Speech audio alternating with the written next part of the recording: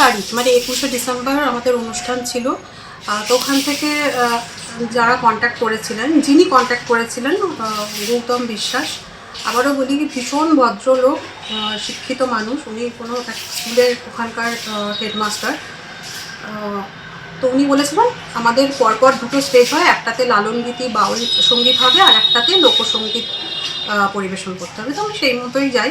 হঠাৎ করে একজন ভদ্রলোক বলবো না, এক ব্যক্তি উঠে আসেন স্টেজে এবং রীতিমতো আমার হাত থেকে মাইক্রোফোনটা কেড়ে উনি বলেন, এই ধর্মের গান আমরা শুনবো না, জাতপাতের গান আমরা শুনবো না, আপনি অন্য গান করুন।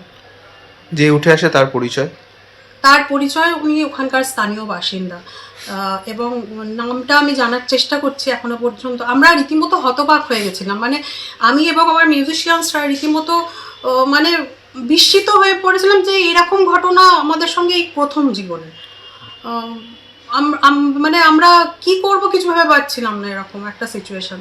তো যাই হোক, তারপর গৌতমবাবু উঠে আসেন এবং আমাকে বলেন যে আমরা ক্ষমা প্রার্থী কমিটির পক্ষ থেকে, আপনি আপনার মতো পরিবেশন করুন, সঙ্গীত পরিবেশন করুন। এবং মাইক্রোফোন নিয়ে বলেন যে যার শোনার ইচ্ছে হবে না তিনি বেরিয়ে যান, সঙ্গীত শিল্পী তার মনের মতো সঙ্গীত পরিবেশন করবেন। এবং তারপর আমি 1.5 ঘন্টার স্টেজ করি।